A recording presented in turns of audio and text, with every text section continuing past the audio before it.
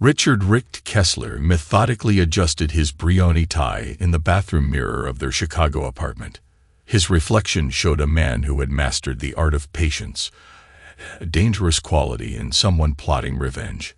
At 41, his face carried the composed expression of a man who had spent years calculating his next move, while others mistook his silence for weakness. The bathroom counter displayed his wife Heather's expensive cosmetics, scattered carelessly like her empty promises. Richt's eyes fixed on her wedding ring, discarded by the sink. She'd stopped wearing it 3 months ago, claiming it was too tight. He knew better now. His phone buzzed with another notification from the surveillance software he'd installed on Heather's devices. He didn't need to read it. The previous messages between her and Brian Patterson had told him everything. His MBA from Northwestern Haddon had taught him business strategy and the value of thorough intelligence gathering. "Daddy, are you going out tonight?" Tyler's voice came from the doorway. Richt turned to face his 12-year-old son, his expression softening momentarily. The boy had his father's analytical mind and his mother's dark hair. Thankfully, that's where the similarities with Heather ended. "Yes, buddy, I have an important dinner meeting. Mrs. Rodriguez will stay with you until I get back." Richt placed a firm hand on Tyler's shoulder. "Have you finished your science project?" "Almost. Mom was supposed to help, but she had another emergency meeting at work." Tyler's air quotes around the words made Richt's jaw tighten imperceptibly. "We'll work on it together tomorrow. I promise." Richt's promises, unlike Heather's, were ironclad. He'd spent the last decade building his life around Tyler's schedule, taking consulting jobs that allowed him flexibility, while Heather pursued her executive ambitions at Avalon Technologies. In his home office, Richt opened his laptop and reviewed the dossier one final time. The surveillance had been comprehensive. GPS locations, credit card statements, hotel receipts, and text messages. Brian Patterson, Heather's 32-year-old marketing director, had been careless. Their mockery of Richt and private messages made his blood run cold. "He's such a pathetic house husband," Heather had written. "All that education wasted on being a glorified babysitter. Thank God, I found a real man." Brian's response had been equally contemptuous. "He probably thinks he's being noble, supporting your career. Can't wait till we don't have to hide anymore, baby." Richt's fingers moved across the keyboard with surgical precision as he drafted 2 messages. The first one to Heather. "Meet me at Carlton's. 9 p.m. We need to talk." Simple.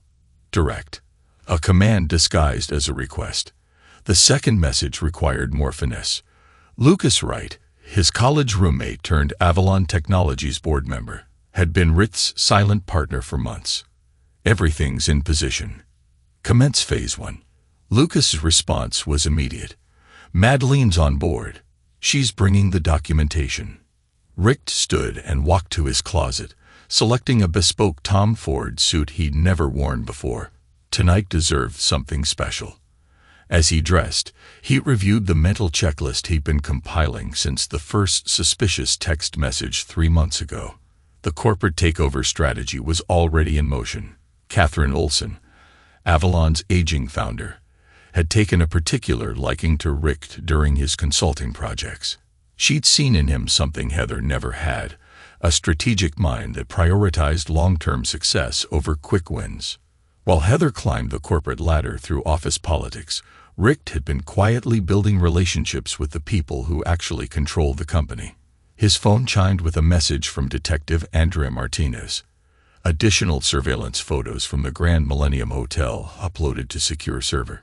Timestamps match expense reports. "Excellent work," Richt replied. "Transfer the final payment as discussed." A soft knock at his office door interrupted his thoughts. Mrs. Rodriguez, their longtime housekeeper, stood with concern etched on her face. "Mr. Kessler, Tyler asked me to give you this." She handed him a folded piece of paper, Tyler's school calendar. His science fair was marked for next week, with "Mom promised to come" written in hopeful pencil marks. Richt's expression remained neutral, but his resolve hardened further. "Thank you, Maria. Please make sure Tyler does his homework before any TV tonight." As Mrs. Rodriguez left, Rick opened his safe and retrieved a USB drive containing months of financial records. Heather's creative expense reports would make excellent ammunition for both the divorce proceedings and the corporate restructuring. He checked his watch, 8:30 p.m. time to set the trap. He sent a text to the Carlton's matriarch, Michelle, who owed him a favor after Rick had helped his daughter secure a scholarship. Table for 5. Private alcove. Usual arrangements. Rick walked into Tyler's room, where his son was bent over his science project, a detailed model of renewable energy systems. "I'm heading out now, buddy. Don't stay up too late." Tyler looked up, his young face serious. "Dad, are you and Mom getting divorced?" Rick sat on the edge of the bed, maintaining eye contact. "What makes you ask that?" "I'm not stupid. I heard her on the phone with someone named Brian. She was laughing about you."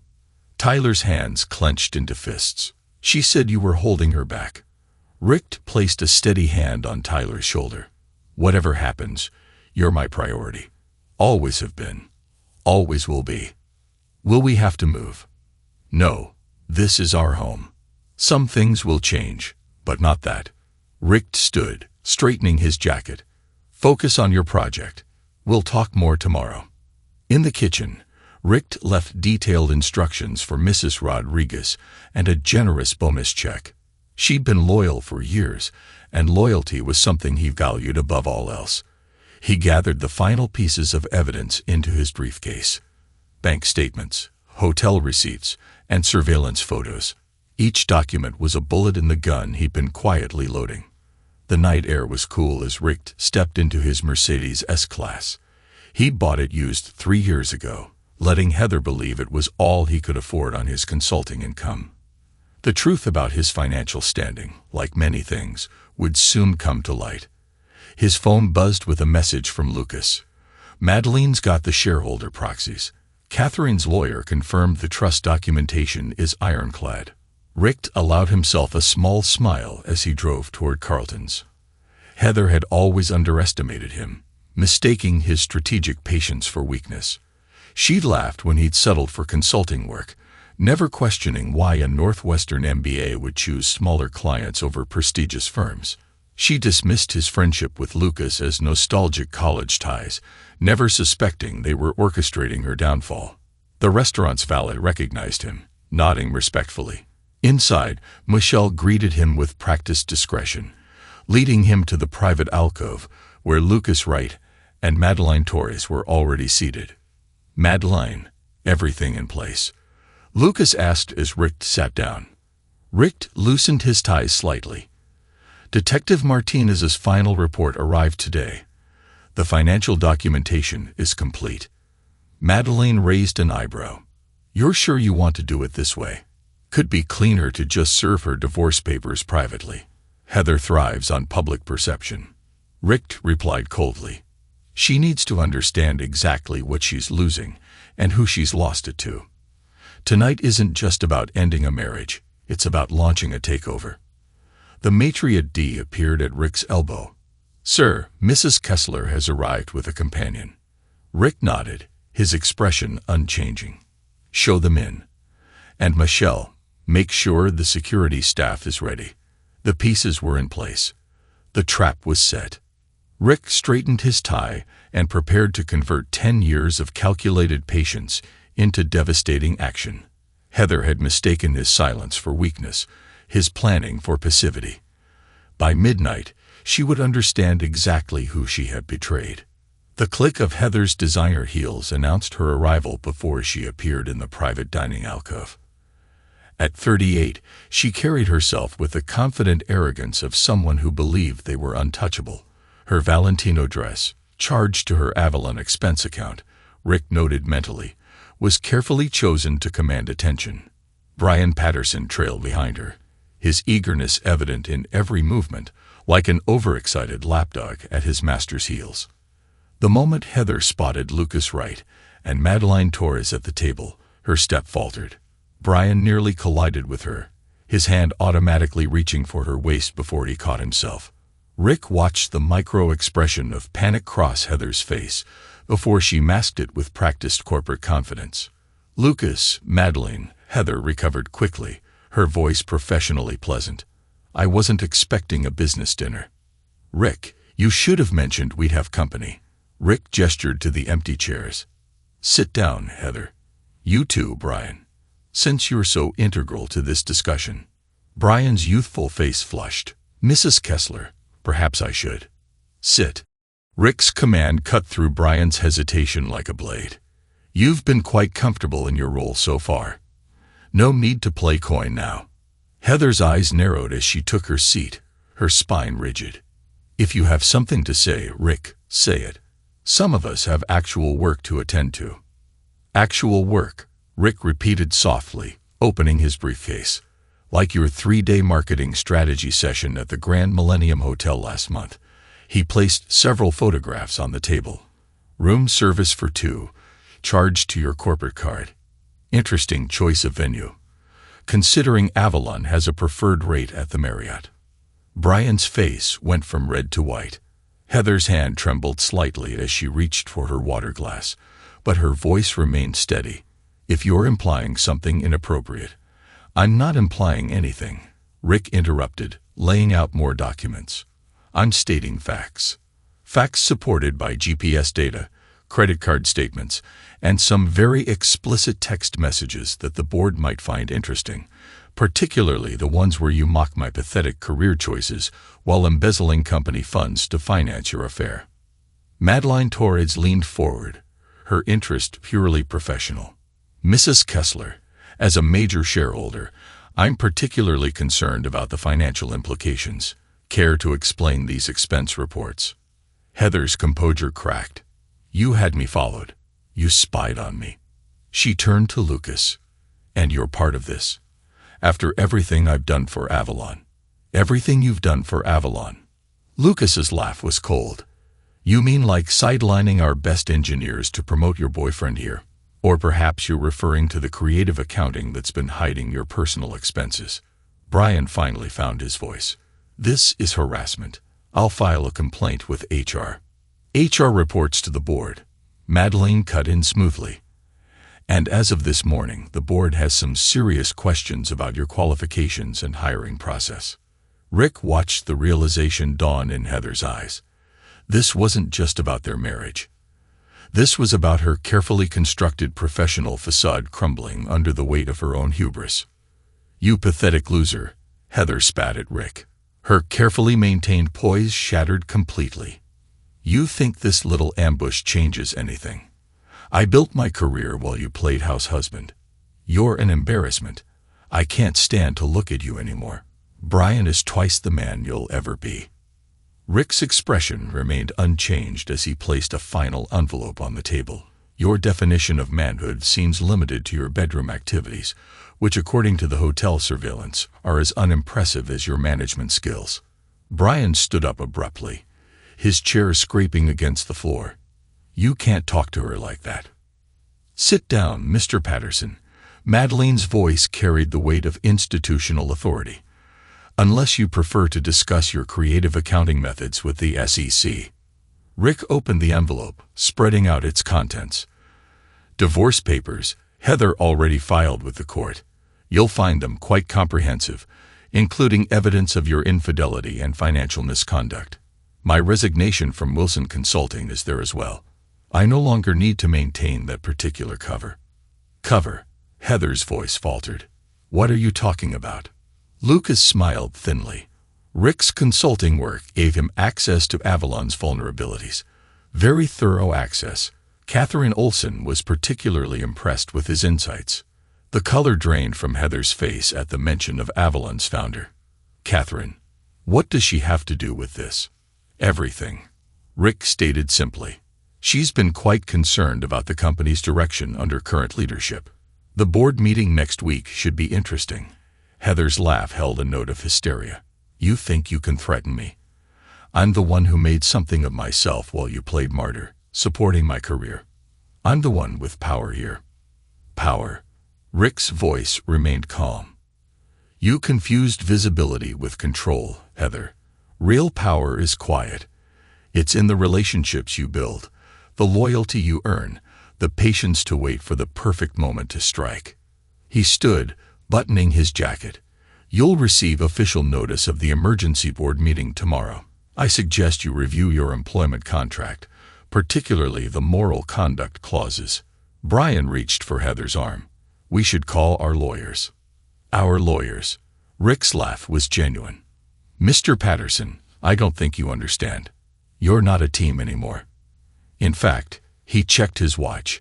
As of 6 o'clock this evening, you're not even an employee of Avalon Technologies. The termination paperwork has already been processed. Heather stood suddenly, her chair toppling backward. You'll regret this, Rick. I'll destroy you. I'll take everything. You'll take nothing. Rick cut her off. The prenuptial agreement you insisted on works both ways, Heather. Infidelity clauses are particularly strict. As for destroying me, he smiled. For the first time, Heather saw something dangerous in his eyes. You had 10 years to figure out who I really am. Your failure to do so is about to become very expensive. Michelle appeared at Rick's side with impeccable timing. Sir, your car is ready, and security is available if needed. That won't be necessary, Rick replied, gathering his documents. Mrs. Kessler was just leaving, though she might want to check her corporate credit cards first. I believe there may be some authorization issues. Heather fumbled for her phone, her hands shaking as she opened her banking app. The color drained from her face. What did you do? The board has initiated a spending freeze, pending a financial audit, Madeline explained professionally. Standard procedure when investigating potential misconduct. Rick walked to the door, then paused. One more thing, Heather. Tyler knows. He overheard you laughing about his pathetic father on the phone. Remember that when you're explaining to the custody evaluator why you missed his last 3 school events for emergency meetings with Brian. Heather's face crumpled, the full impact of her actions finally hitting her. Rick, wait. Goodbye, Heather. Brian. Rick nodded to Lucas and Madeline. The car will take you to the office. We have work to do. As Rick walked out of Carlton's, he heard Heather's voice rising in panic, demanding answers from Lucas and Madeline. But he didn't look back. In his pocket, his phone buzzed with a message from Catherine Olson. Everything proceeding as planned. Yes. He typed back. The board meeting is scheduled. Time to clean house. The valet brought his Mercedes around, and Rick slipped behind the wheel. The night wasn't over. There were documents to review, strategies to finalize. But the first phase was complete. Heather had finally seen behind his carefully constructed facade, but far too late to save herself. Catherine Olson sat in her penthouse office, reviewing the documents Rick had prepared. At 72, she'd built Avalon Technologies from nothing. And she'd be damned if she'd watch it crumble under Heather Kessler's leadership. The night skyline of Chicago stretched before her as she examined each page with meticulous attention. The shareholders are aligned, she asked, not looking up from the papers. Rick stood by the window, his reflection barely visible in the glass. Lucas and Madeline have secured the support we need. The institutional investors are concerned about the recent accounting irregularities. Catherine smiled, the expression making her look years younger. You've been playing this game for years, haven't you, Rick? All those consulting projects, building relationships, earning trust, while everyone underestimated you. People see what they expect to see. Rick replied, turning to face her. Heather saw a supportive husband who'd sacrificed his ambitions for her career. The board saw a diligent consultant who understood their concerns.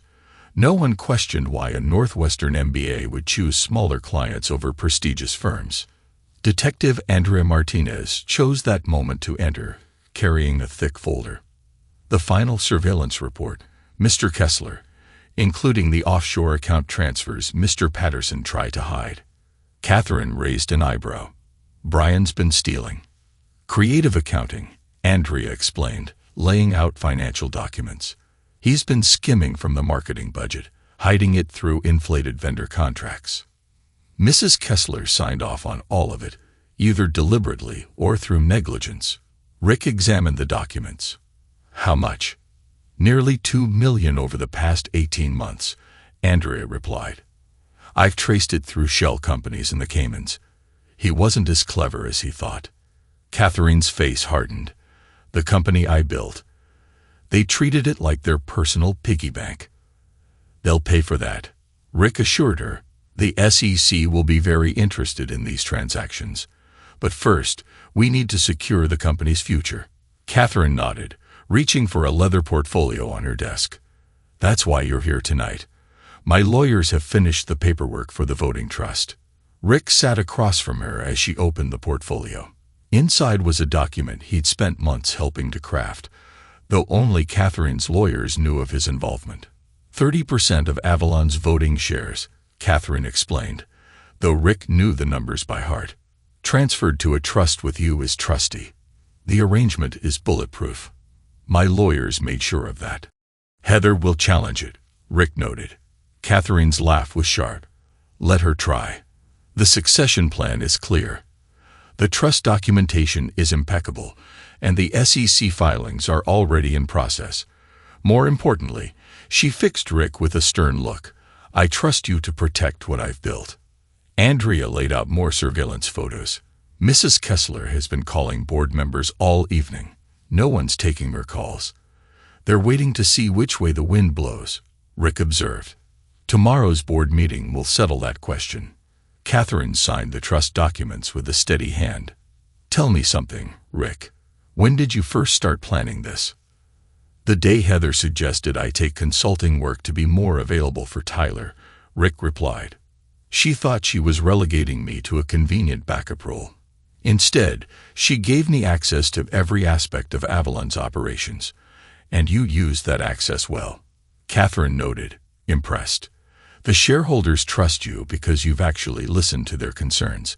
The employees respect you because you've shown interest in their work. While Heather was playing office politics, you were building real relationships. Detective Martinez gathered her files. I'll have my team monitor Mrs. Kessler's movements. Mr. Patterson's too. They might try something desperate. Let them. Rick's voice was cold. Every move they make now only strengthens our position. After Andrea left, Catherine poured 2 glasses of scotch to think. Heather never realized who she was married to. 10 years, Rick.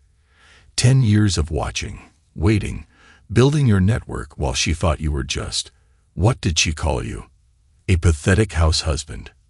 Rick took the offered glass. She'll understand her mistakes soon enough.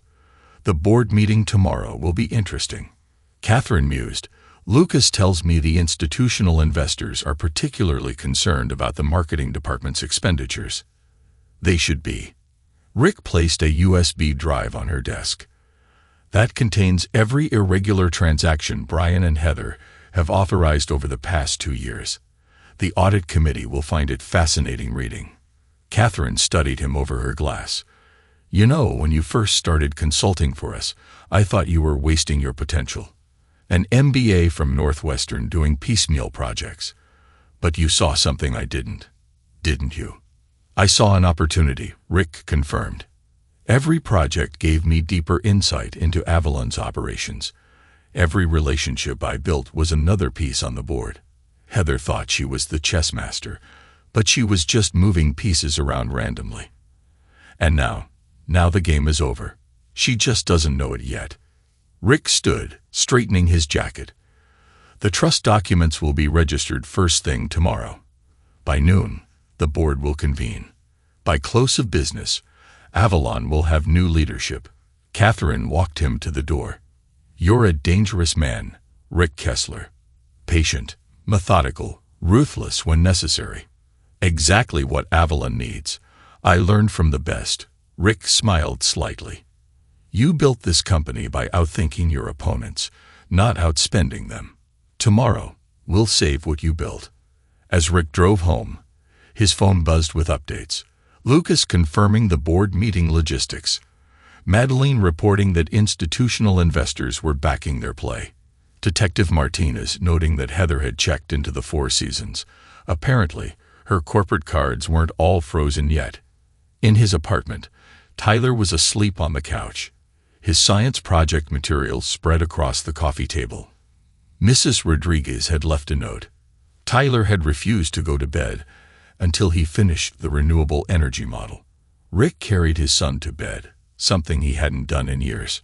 Tomorrow would bring chaos and corporate warfare, but tonight, he was simply a father protecting his child's future. As he closed Tyler's door, his phone lit up with a message from Heather. "We need to talk.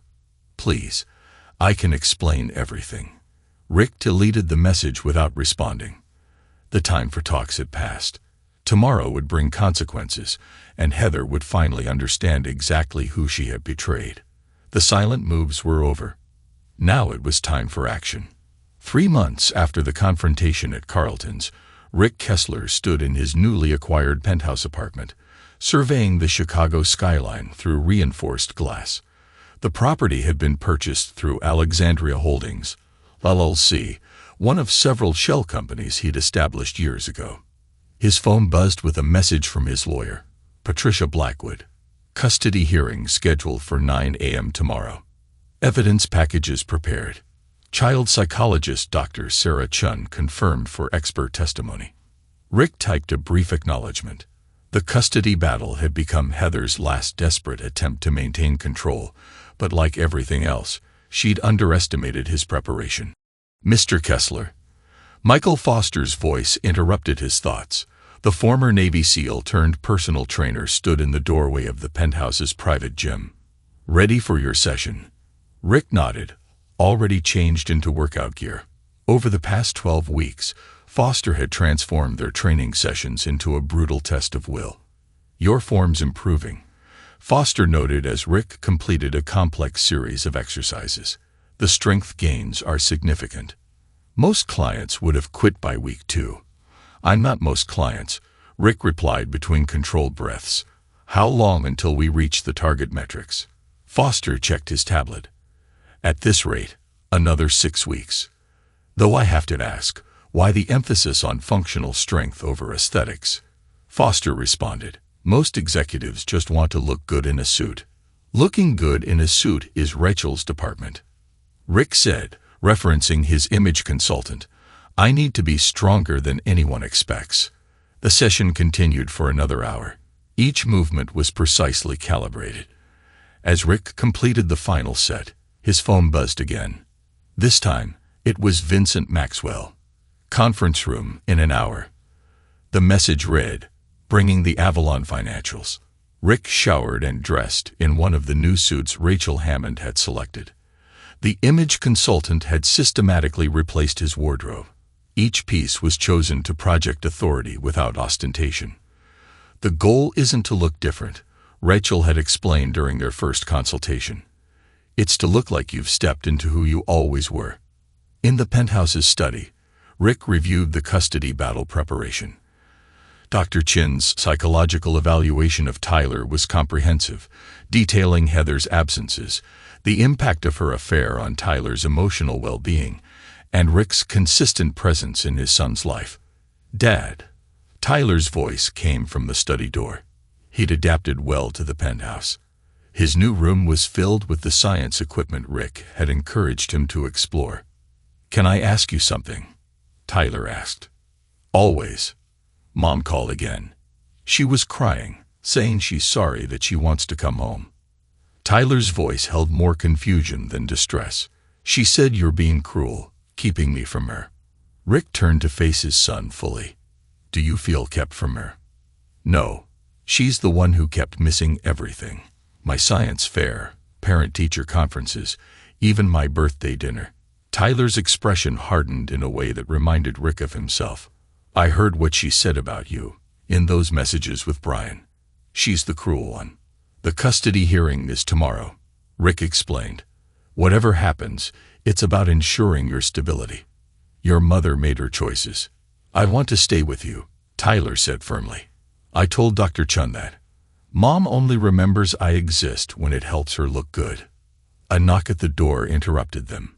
Vincent Maxwell entered, carrying a thick portfolio. At 65, Maxwell had orchestrated some of the most aggressive corporate takeovers in recent history. "Tyler, why don't you work on your robotic project?" Rick suggested. "We'll have dinner after my meeting." Once Tyler left, Maxwell spread documents across the desk. Avalon's financial structure is more vulnerable than it appears. Heather's leadership team has been creative with the numbers, but not creative enough. "Show me," Rick demanded. For the next 2 hours, Maxwell walked Rick through the intricacies of hostile takeovers. Every potential defense mechanism, every regulatory requirement, every shareholder pressure point was methodically analyzed.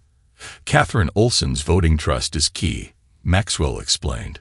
"With her 30% stake under your control, combined with Lucas and Madeleine's holdings, we can force a board vote. But timing is crucial. The trust documentation is already filed with the SEC," Rick noted. "Heather's team will be looking for ways to challenge it." Maxwell smiled grimly. "Let them try. Catherine's lawyers made it bulletproof. The real question is, are you ready for what comes next? Taking control is one thing. Holding it requires a different kind of ruthlessness." "I spent 10 years being underestimated," Rick replied. "That ends now." Their discussion was interrupted by another message, this one from Detective Martinez. The surveillance photos showed Heather leaving her lawyer's office, her expression desperate. Attached were recordings of her recent phone calls, trying to rally support among Avalon's executives. "She's getting sloppy," Martinez noted in her message, "making threats, trying to buy loyalty with promises she can't keep." Rick forwarded the evidence to Patricia Blackwood for the custody hearing.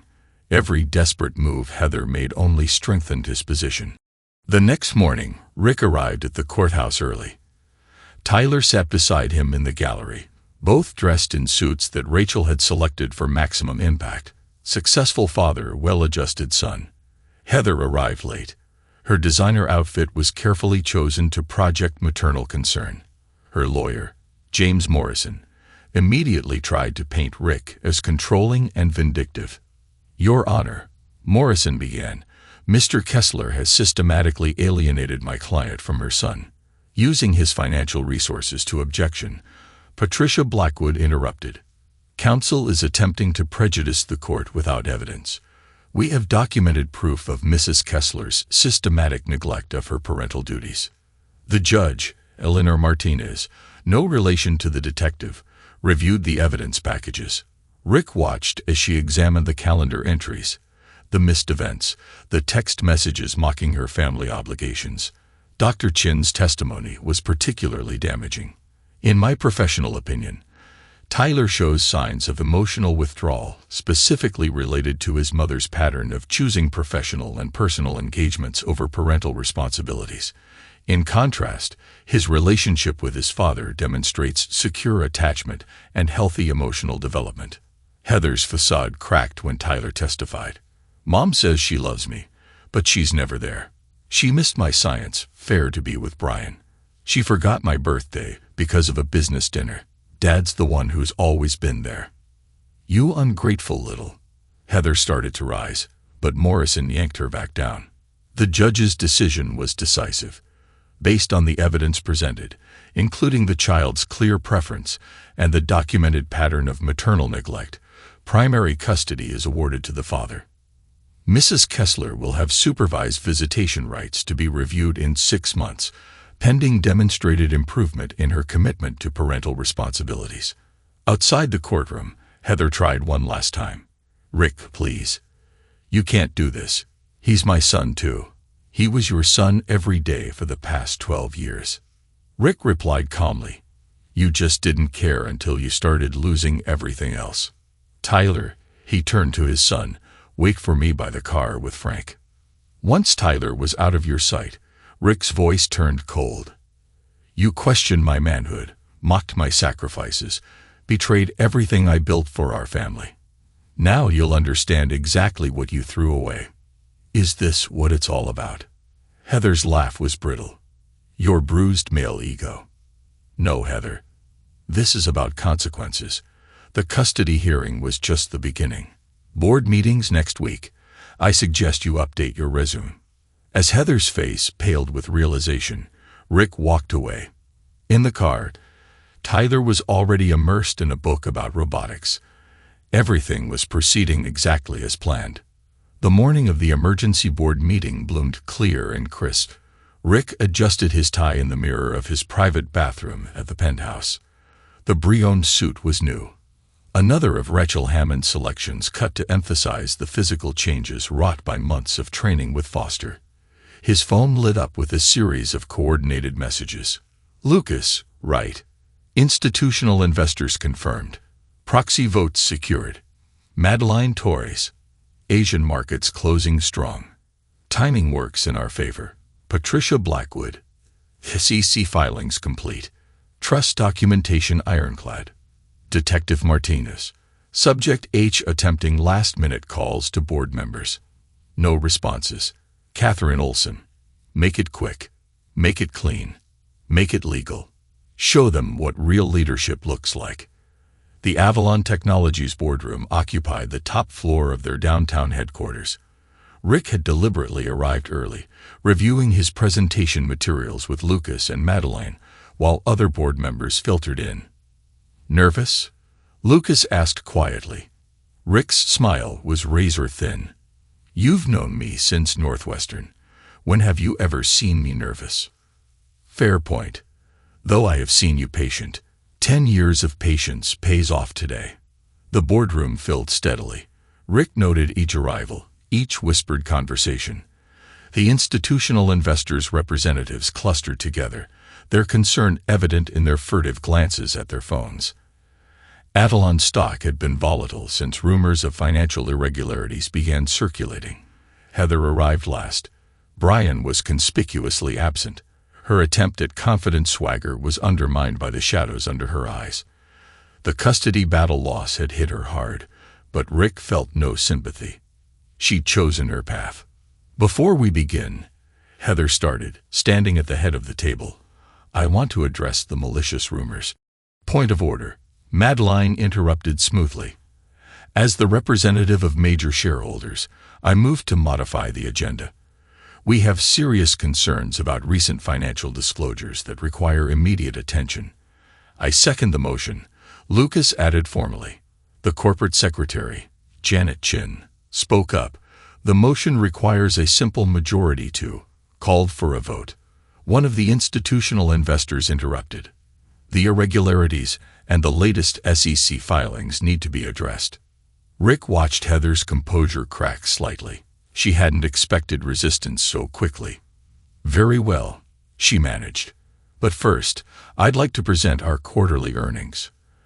"Those earnings are exactly what we need to discuss." Rick spoke for the first time, his voice carrying easily across the room. He stood, distributing thick folders to each board member. Specifically, the creative accounting used to achieve them. Heather's face went white. "You have no authority to." "Actually, he does." Catherine Olson's lawyer, Michael Chong, interrupted. "As trustee of Ms. Olson's voting shares, Mr. Kessler has both the authority and the responsibility to address governance concerns." The room erupted in whispers. Heather stared at Rick, finally understanding the depth of her miscalculation. "If you'll turn to page 3, Rick continued calmly, "you'll find detailed documentation of systematic accounting irregularities in the marketing department. Specifically, inflated vendor contracts used to disguise personal expenses and unauthorized fund transfers. These are baseless accusations," Heather snapped, but her voice shook. "The SEC doesn't think so," Madeline added. "Their preliminary investigation has already flagged several transactions for review." Rick clicked a remote, bringing up financial charts on the boardroom screens. Over the past 18 months, approximately $2 million has been misappropriated through a series of shell companies. The transactions were approved by our current CEO, either through gross negligence or deliberate complicity. "This is ridiculous," Heather tried to rally. "I've led this company to record profits." "Artificial profits," Lucas cut in, "achieved through accounting manipulation and at the expense of long-term stability. The institutional investors are particularly concerned about the impact on share value. Once these irregularities become public, Rick moved to the head of the table, forcing Heather to step aside. I move for an immediate vote of no confidence in current leadership to be followed by the appointment of an interim CEO and a full external audit. Seconded, came multiple voices. This is a coup. Heather's voice rose. You can't. Mrs. Kessler. Michael Chong interrupted again. Perhaps you should consult with legal counsel before making any further statements that might be construed as admissions. The vote was decisive.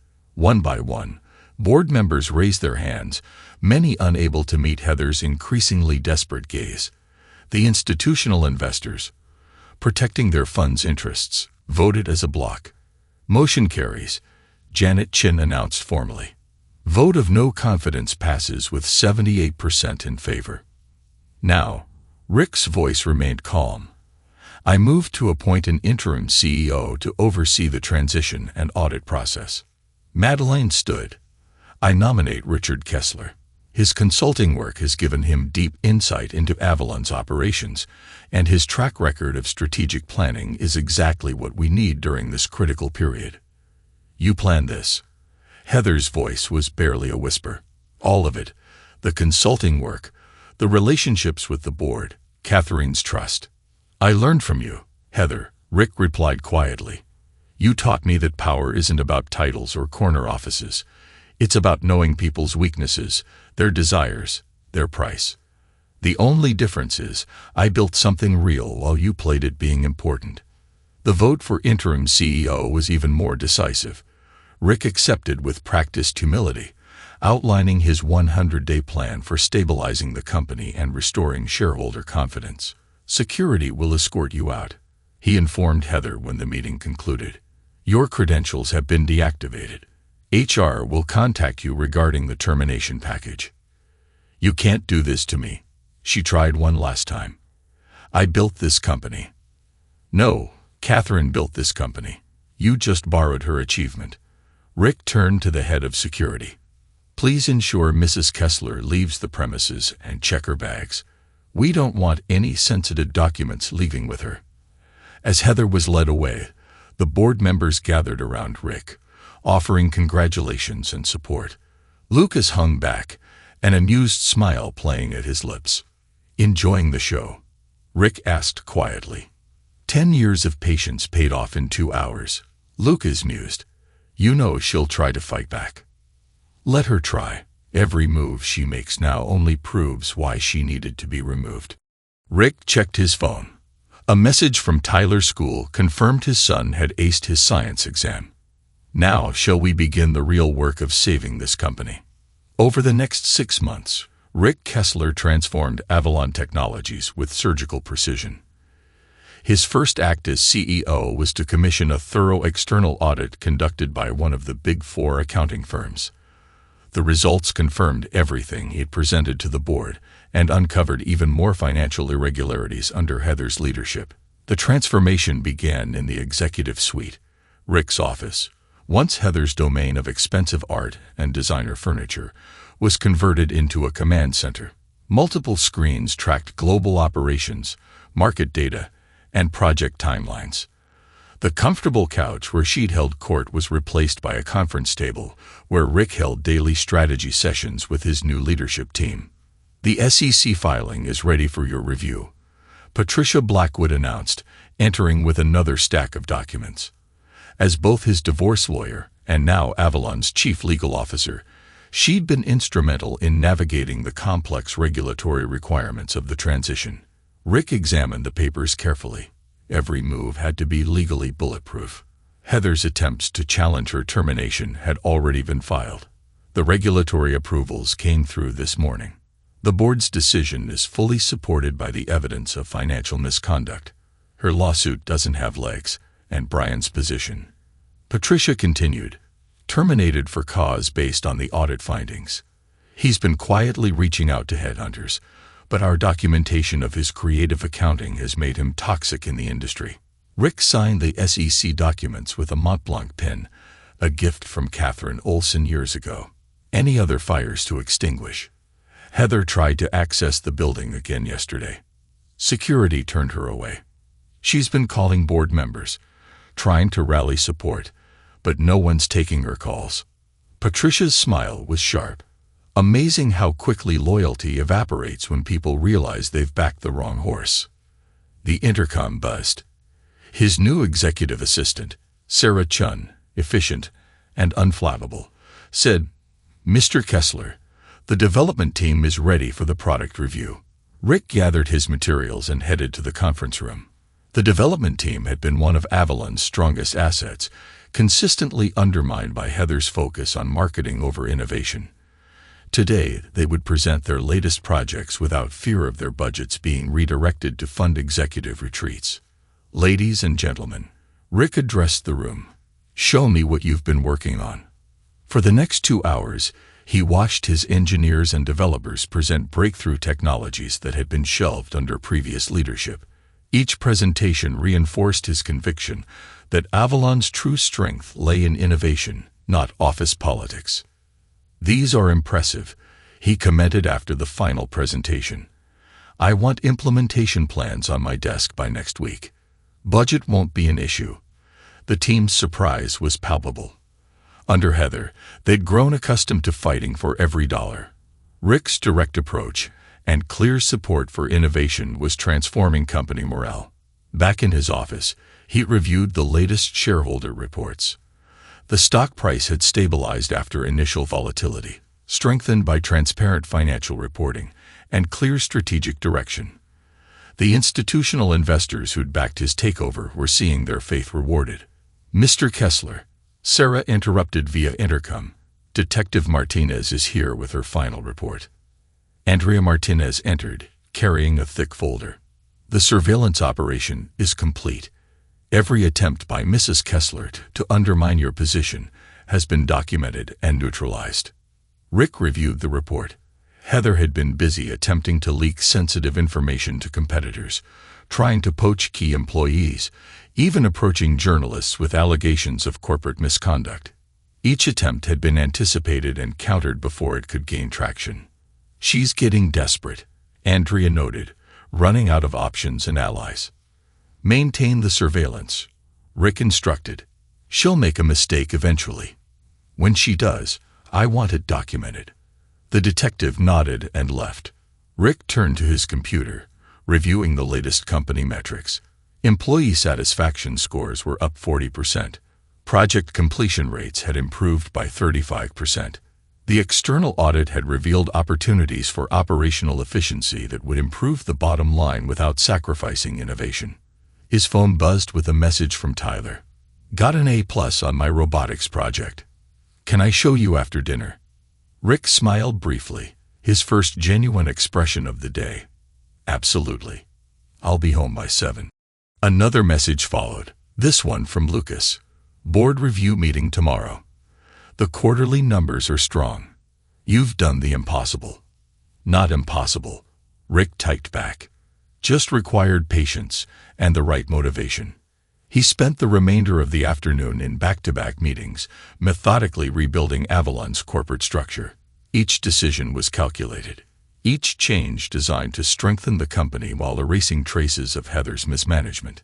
At 6:30, he reviewed the next day's schedule with Sarah. "The board meeting is at 9.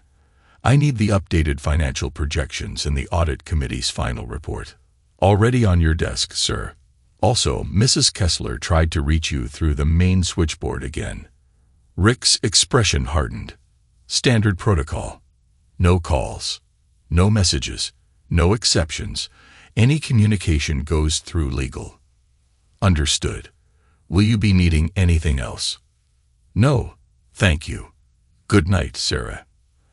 As the office emptied, Rick stood at his desk, reviewing one final document, the 100-day plan he presented to the board. Each milestone had been met or exceeded. Avalon was transforming into what it should have been all along, a company driven by innovation and merit, not politics and personal ambition. His phone buzzed again, a message from Catherine Olson. "You've exceeded my expectations. The board reports are impressive.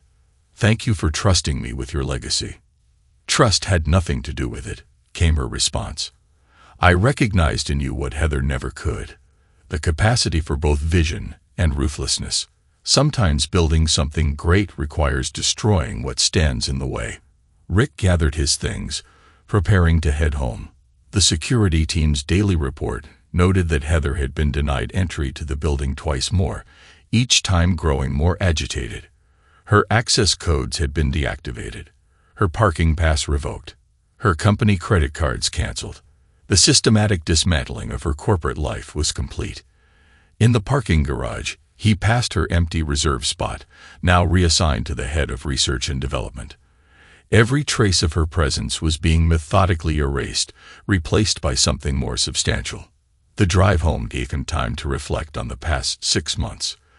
The transformation of Avalon had been comprehensive, financial, structural, and cultural. The fear-based management style of Heather's era had been replaced by clear metrics and merit-based advancement. Innovation was no longer sacrificed for short-term gains. His new penthouse came into view, its lights welcoming in the evening sky. Inside, Tyler would be waiting to show him the robotics project, tangible proof that focus and dedication yielded results. The company was secure, his position unassailable, and his son was thriving. Rick allowed himself a moment of satisfaction.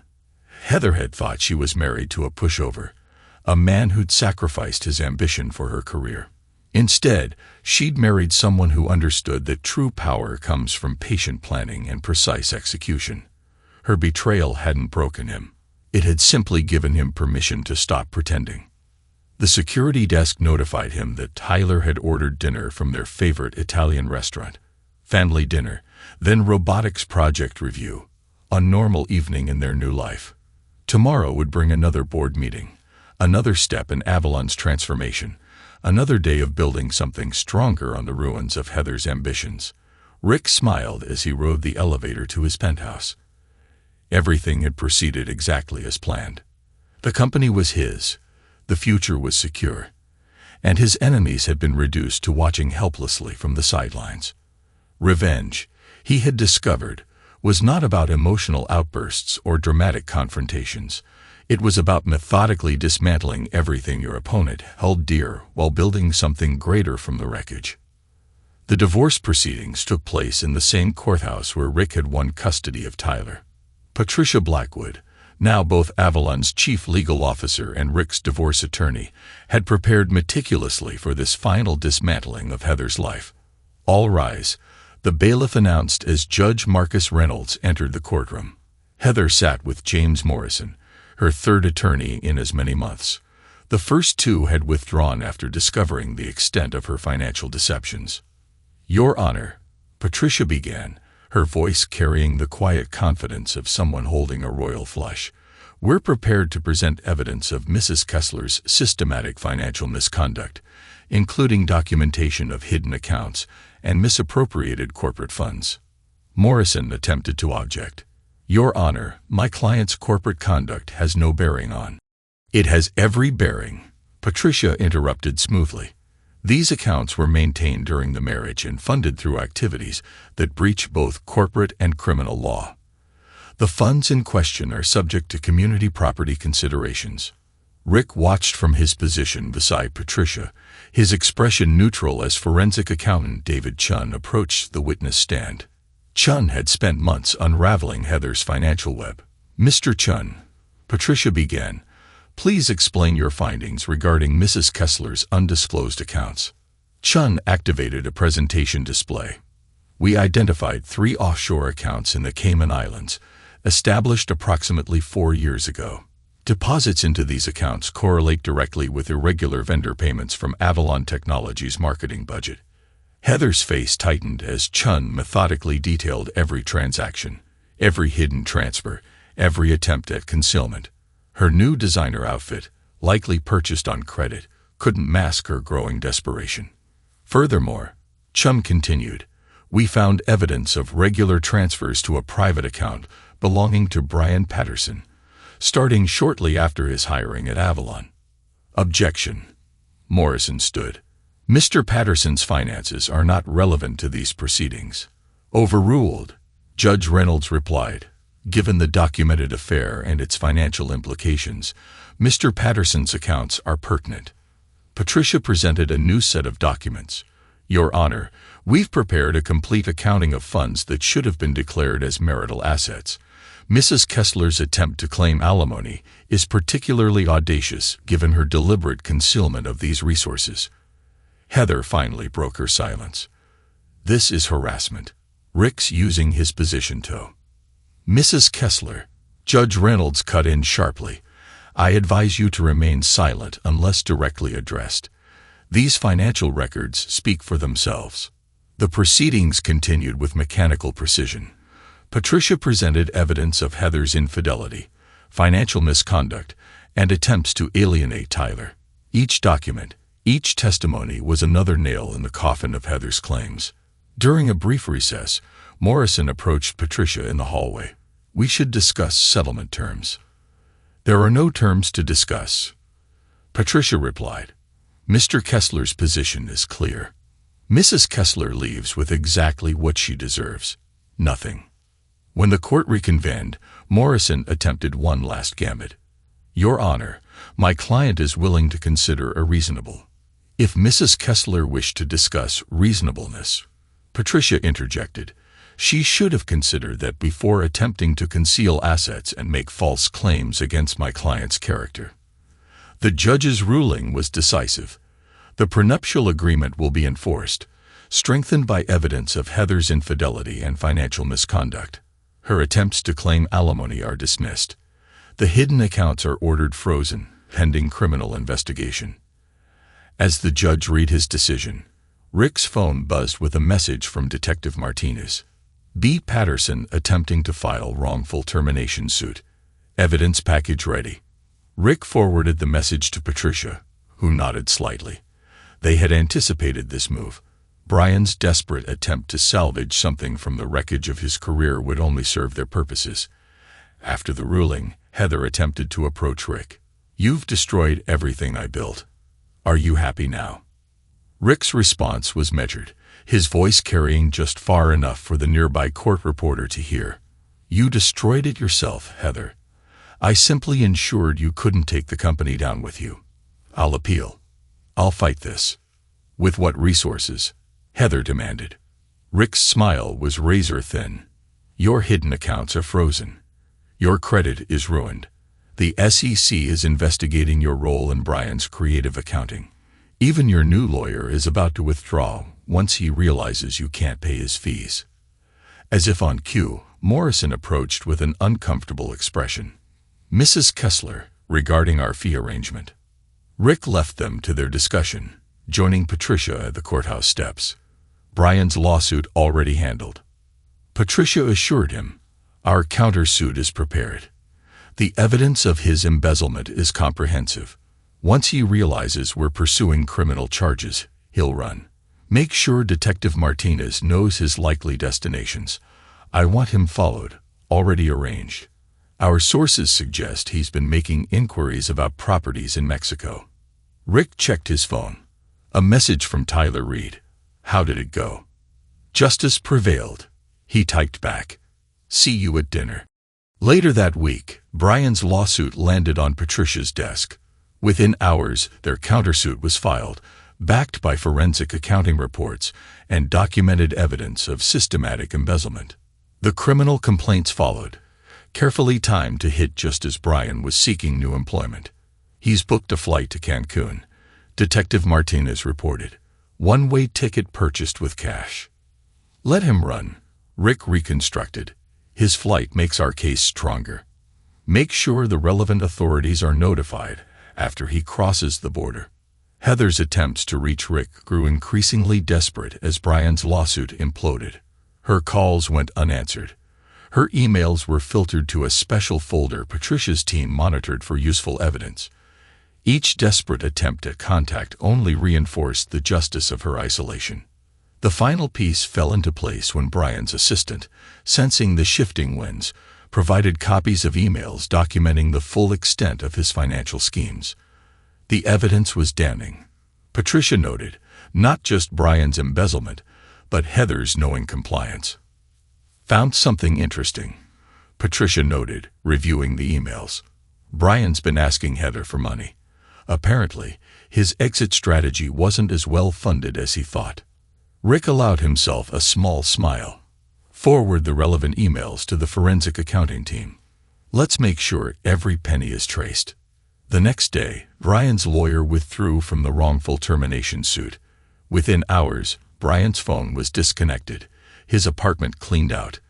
Detective Martinez's team tracked him to the airport, documenting his flight to Mexico with meticulous detail. Heather's reaction to Brian's flight was everything Rick had anticipated. Her desperate calls to his former associates, her attempts to distance herself from his actions, her increasingly frantic efforts to salvage her own reputation. All of it documented, all of it strengthening their position. She's running out of options, Patricia observed, reviewing the latest surveillance reports. No job prospects, no financial resources, no allies left. Good, Rick replied simply. Let her understand exactly what she threw away. The final divorce decree arrived without fanfare, a simple document ending 12 years of marriage. Rick signed it without hesitation. Another piece in the systematic dismantling of Heather's world. That evening, he reviewed the latest reports from Detective Martinez. Brian had been tracked to a small coastal town in Mexico, attempting to rebuild his life under an assumed name. Heather had been reduced to selling her designer clothes online. Her credit cards maxed out. Her former social circle evaporated. Justice, Rick mused, is sometimes best served cold. The transformation of Avalon Technologies under Rick's leadership was comprehensive and ruthless. His first major decision sent shockwaves through the company. Promoting Sandra Martinez, a brilliant engineer Heather had deliberately sidelined, to Chief Technology Officer. Your proposal for the new R&D division is ambitious, Rick noted, reviewing Sandra's plans in his office. Tell me why it will work. Sandra, whose innovative designs had been buried under Heather's marketing focus regime, laid out a detailed vision. We've been playing it safe, chasing quarterly numbers instead of real breakthroughs. Give me 6 months and a proper budget. I'll show you what this team can really do. Rick signed the approval without hesitation. You have 3 months. Show me results. The changes rippled through Avalon like shockwaves. Political appointees were replaced with technical experts. Project funding followed innovation rather than internal politics. The culture shifted from presentation to performance. The engineering team's morale had increased 60% since the reorganization. Project completion rates are up. Overtime is down.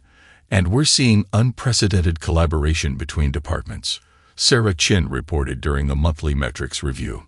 Tyler, now thriving in the stable environment Rick had created, spent afternoons in Avalon's new youth science program, an initiative Rick had approved specifically to nurture young talent. The boy's interest in technology had blossomed, encouraged by mentors from the engineering team. Dad, look at this, Tyler exclaimed one evening, demonstrating a robot he'd built in the program. Sandra helped me optimize the control algorithms. Rick watched his son's excitement with satisfaction. This was what I fought for, not just corporate success, but creating an environment where innovation and merit were valued above politics and appearances. The company's transformation attracted attention.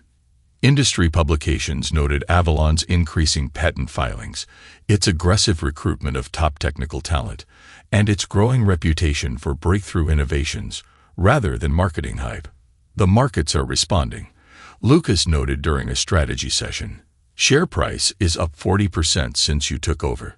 The institutional investors were thrilled. Madeline Torres added her perspective. More importantly, we're seeing quality in the pipeline. Real innovations, not just repackaged features with fancy marketing. Through mutual friends, Rick received occasional updates about Heather. She'd moved to a small apartment in Milwaukee, taking a middle management position at a regional firm. Her attempts to leverage her Avalon experience had failed. Rick's team had been thorough in documenting her role in the financial irregularities. She tried to reach out to some of our former clients, Detective Martinez reported. They shut her down immediately. Your documentation of her misconduct was very comprehensive, Patricia added. Brian's desperate emails to Heather, begging for money from his Mexican exile, were automatically forwarded to Rick's legal team. Each message strengthened our position, documenting the full extent of their former collaboration. Your quarterly presentation to the board is ready for review, Sarah informed Rick one morning. R&D wants to demonstrate the new prototype as well. The board meeting showcased Avalon's transformation. Sandra's team presented breakthrough technologies that had been developed in months rather than years. The financial reports showed strong growth built on innovation rather than accounting tricks. This is what Avalon should have been all along.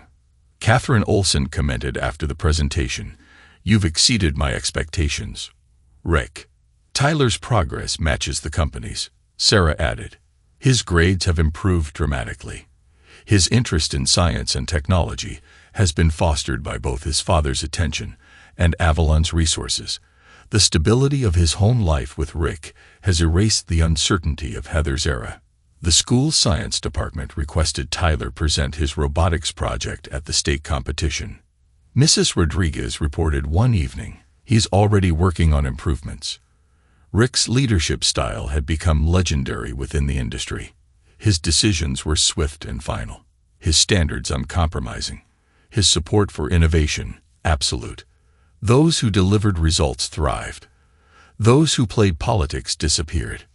1 year after taking control of Avalon, Rick stood at the podium of the Chicago Business Awards, accepting the Most Innovative Company trophy. The audience included the city's entire business elite, except for one conspicuously absent former executive. Innovation isn't about marketing or management buzzwords, Rick stated in his acceptance speech. It's about creating an environment where brilliant people can do extraordinary work. Avalon's success belongs to our engineers, our developers, our visionaries who now have the freedom to push boundaries. He deliberately omitted any reference to previous leadership, but the message was clear to anyone who knew the company's history. In the audience, Sandra Martinez, now a respected industry figure, nodded in appreciation. Back at Avalon's headquarters, Catherine Olson's portrait held a place of honor in the boardroom. Beside it hung her final letter to Rick. "Sometimes the quietest ones make the best leaders. You proved me right." The celebration dinner that evening gathered the key players who'd helped transform Avalon. Tyler, now confident and academically thriving, sat between Sandra and Lucas, eagerly discussing his latest robotics project. Madeline Torres engaged in strategic planning with the R&D team. Patricia Blackwood shared quiet jokes with Detective Martinez about their former target's continuing misfortunes. "Quite a change from a year ago," Lucas noted quietly to Rick. "Remember when Heather thought she was untouchable?"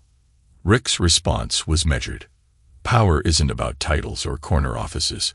It's about building something lasting. The evening news played silently on a nearby screen, showing Avalon stock hitting another record high. Sarah approached with a message card, which Rick read without changing expression. "Heather," Lucas guessed, another attempt to reach out through intermediaries. Apparently, her regional management position isn't quite as satisfying as she'd hoped. Rick passed the card to Patricia for the legal team's records and turned his attention to Tyler, who was demonstrating his latest innovation to an impressed audience of engineers. The next morning, Rick arrived early at his office. The message from Heather joined hundreds of others in the legal team's evidence files. On his desk, proposals for Avalon's expansion into Asian markets awaited his review. Sarah entered with the morning briefing. The board approved the employee stock option program. HR is preparing the announcements. Good. Make sure the distribution prioritizes the technical teams. Rick signed the authorization while reviewing market reports.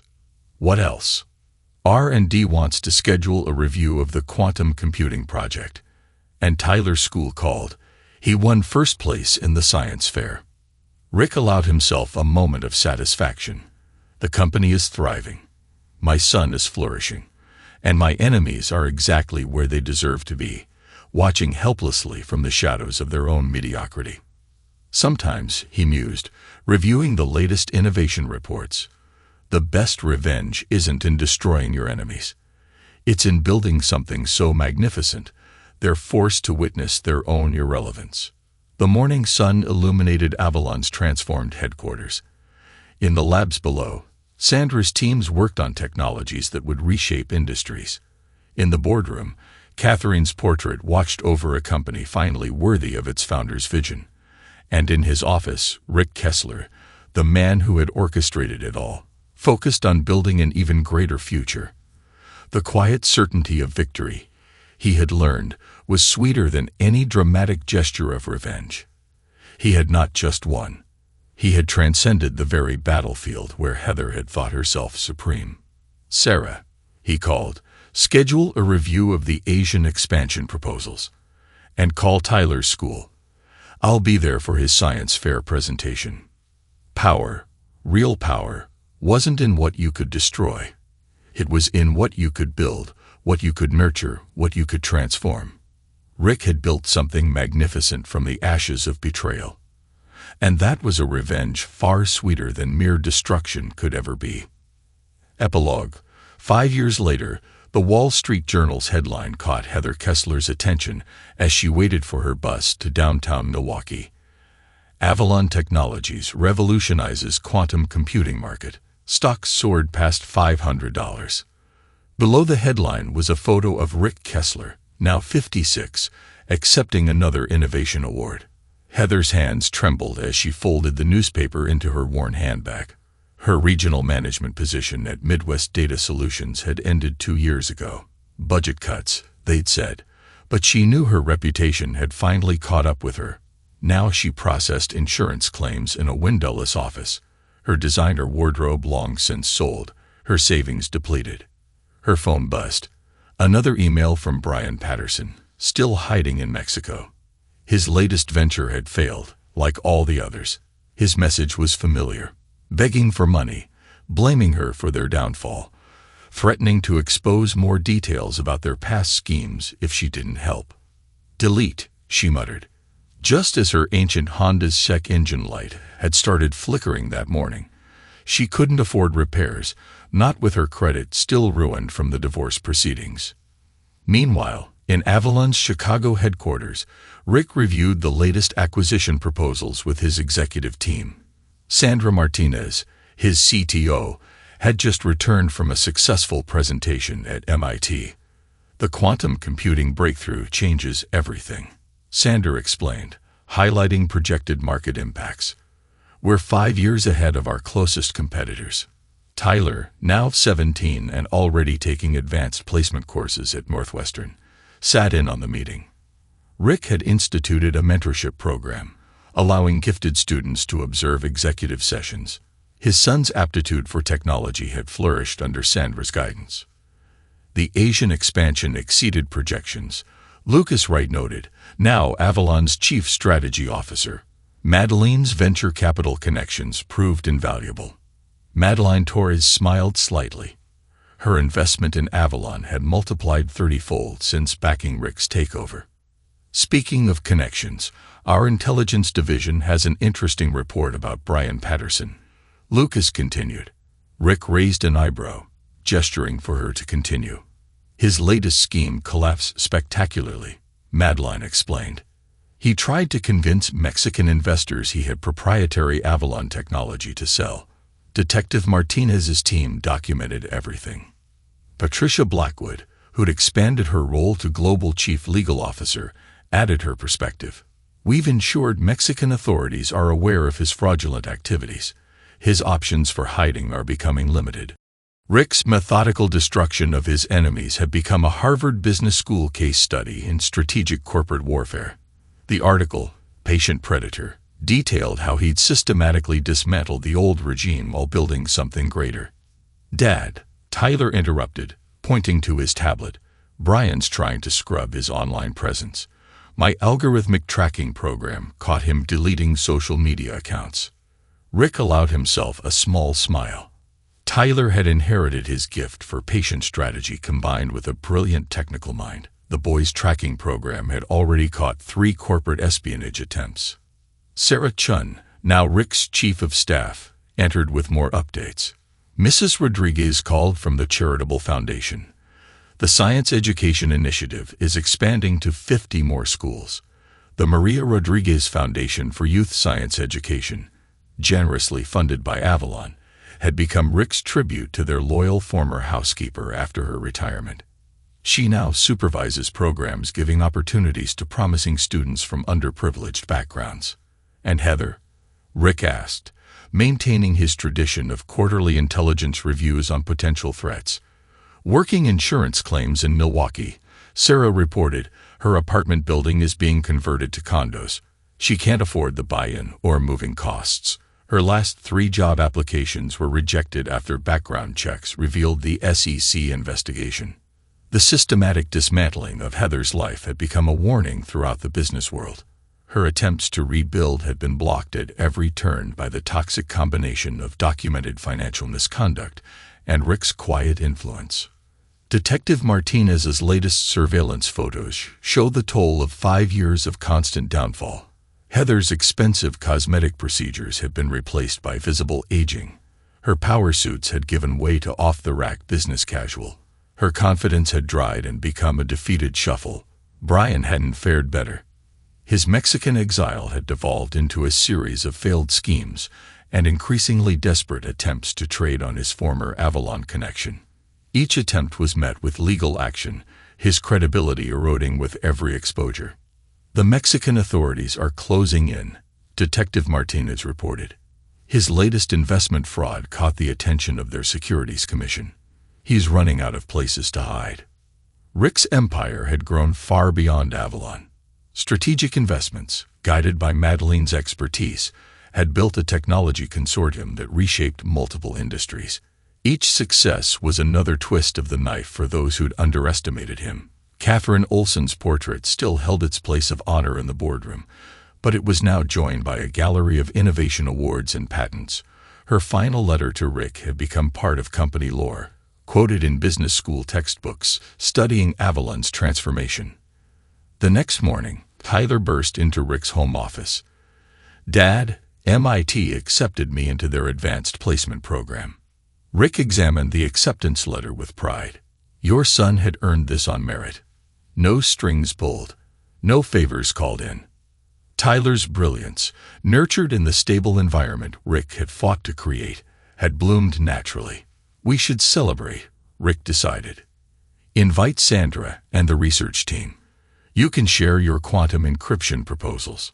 That evening, as Tyler presented his ideas to an appreciative audience of technical experts, Rick reflected on the complete victory his patience had earned. He destroyed his enemies not through direct confrontation, but by building something so magnificent that their own mediocrity became their prison. A message from Detective Martinez provided a fitting counterpoint to the celebration. Brian Patterson has been arrested in Cancun, she reported. His latest investment scheme has attracted federal attention. His desperate attempt to trade information about Avalon for leniency has been met with documented proof of his own embezzlement. Heather's response to Brian's arrest made the local Milwaukee news. She'd been recorded having a public breakdown, screaming about conspiracies and revenge in her insurance company's lobby. The video had gone viral, ensuring that any remaining employment prospects would evaporate. Karma, Sandra commented, watching the video clip, is best served systematically. The next week, Rick hosted Avalon's annual Innovation Awards. The company had become a magnet for technical talent, its culture of merit and innovation a stark contrast to the political machinations of Heather's era. Success, Rick told the assembled brilliance, comes from building, not destroying. But sometimes you must clear away the dead wood before new growth can flourish. In Milwaukee, Heather watched the live stream from her efficiency apartment, surrounded by the remnants of her former life. Her phone contained Brian's increasingly unhinged emails from Mexican prison. Her bank account showed a negative balance, and her network of former contacts had long since blocked her number. The final insult came in her mailbox. A Northwestern alumni magazine featuring Rick on the cover. The article detailed Avalon's rise under his leadership, with extensive praise for his strategic brilliance and innovative vision. Her own name appeared only once in a sidebar about failed corporate governance. In his penthouse office, Rick received a quarterly intelligence update. Heather had applied for bankruptcy protection, her debts overwhelming her diminished income. Brian faced extradition for investment fraud, his Mexican hideaway having finally collapsed. Their collective fall from grace was absolute and irreversible. Tyler's quantum encryption protocol has passed initial testing, Sandra reported, changing the subject to more relevant matters. The NSA is interested in licensing discussions. Rick nodded, turning his attention to the future. He'd learned long ago that the sweetest revenge wasn't in watching enemies fall. It was in soaring so high that they became invisible from your elevation. The Maria Rodriguez Foundation had just announced its latest initiative, fully funded technical scholarships for promising students. Tyler had suggested the program, understanding that true legacy came from creating opportunities, not destroying lives. Your mother called again, Sarah mentioned during the morning briefing. Same message as always. Rick's response was the same it had been for 5 years. Silence. Heather's desperate attempts at reconciliation, her pleading messages about family and forgiveness, met the same fate as her career aspirations, systematic rejection. The lesson had become legend in business circles. Cross Rick Kessler, and you don't just lose, you cease to exist in any meaningful way. Your destruction comes not from direct attack, but from the contrast between his ascension and your own inevitable descent. In the end, Rick's revenge had transcended mere punishment. He built an empire on the ashes of betrayal, his success becoming a perpetual reminder to his enemies of everything they'd lost. Their suffering came not from his actions, but from their own insignificance in the wake of his triumph. Tyler's MIT acceptance celebration dinner gathered the loyal inner circle: Sandra, Lucas, Madeline, Patricia, Detective Martinez, and Maria Rodriguez. Each had played their part in the transformation. Each had been rewarded with position and prosperity. As Rick surveyed his assembled family of choice, he reflected on the completeness of his victory. He hadn't just won. He transcended the very battlefield where Heather had fought herself supreme. True power, he discovered, lay not in the ability to destroy, but in the capacity to build something so magnificent that your enemies were forced to witness their own irrelevance for the rest of their diminished lives. To the future, he toasted, surrounded by loyalty and success, while his enemies languished in obscurity. That, I knew, was the most exquisite revenge of all. Thanks to everyone who took the time to listen to today's stories. If you enjoyed it, please consider liking and subscribing if you haven't already. Feel free to share your thoughts on the events in the comments below. Take care.